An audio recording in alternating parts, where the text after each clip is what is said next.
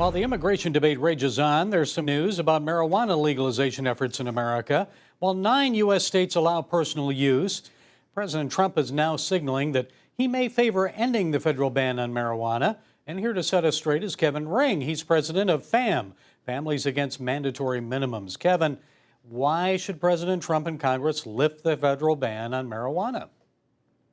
Well, I think it's a couple issues. One, they're listening to the will of the people. We've had a number of states who have moved in that direction. And two, I think it's a matter of federal resources.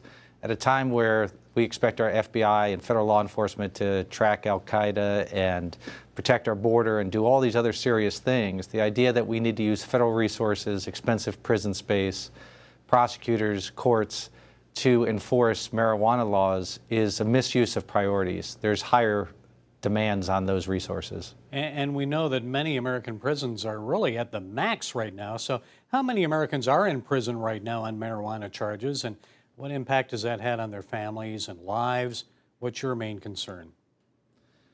Well, there's tens of thousands of prisoners who are in prison for marijuana. There are people in our federal prison who are still serving life sentences because of marijuana charges. That wouldn't happen today, but it has happened in the past, and they're still serving. They're going to die in prison because of that.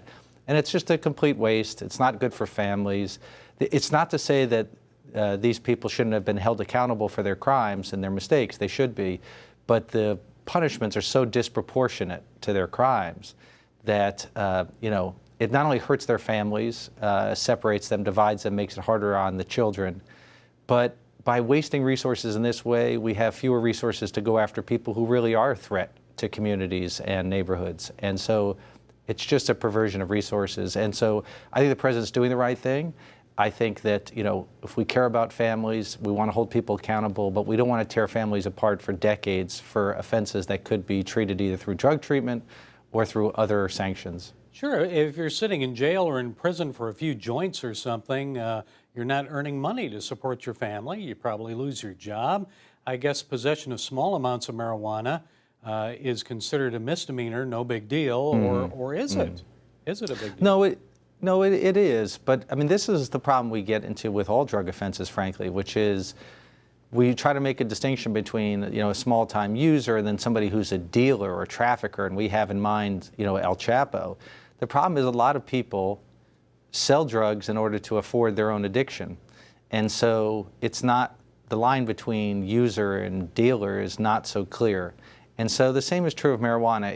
If we think it's okay for people to use it in small amounts, in ways that aren't dangerous, then the idea that we're going to lock everybody up who actually sells marijuana doesn't make a lot of sense. And so it's really time to rethink this policy. And yet, at the federal level, we still have marijuana ranked as high as the most dangerous drugs. That's hard to believe, isn't it? That it's still ranked as a very dangerous drug. Yes. Now, I know some medical and health professionals are citing reports that show marijuana harms physical and mental health. Is that a good reason to maintain the ban? How concerned are you about that? Well, it's actually a good point. I think it's worth saying that just because something shouldn't be federally prohibited doesn't mean it's great for you. And, look, cigarette smoking is at an all-time low, and teen smoking is at an all-time low. Those are both good things, but we didn't throw people in jail as a result of smoking. We just use public education and, sort of cultural change to make that happen. You don't see it in movies. We don't glorify smoking in the same way that you might have seen James Dean or others do it. So I think there's things that as culture can do to dissuade certain behavior. We don't have to put people in cages for decades. And so I think that you don't have to believe that marijuana is this cure-all that some of its proponents say, to think we don't have to ban it and incarcerate people who use it. So I do think, I'm a father, I have children in high school, I don't want them smoking marijuana every day. But that's something different than saying I want the FBI enforcing this. Okay, so what do you think, Kevin, will happen here? Is the country going to pot, or are we going to become a nation of potheads? What do you think?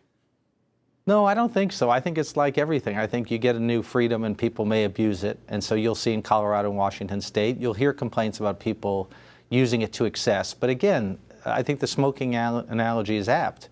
We didn't need a federal law against it to discourage its use. There's things you can do through regulation and tax that can make sure that we don't we don't overuse something. And so we might be a little indulgent right now in the states that are trying it out, but it's also a pretty responsible way to do it in a federalist system, which is some states legalizing going forward, and we're learning things from their experiment.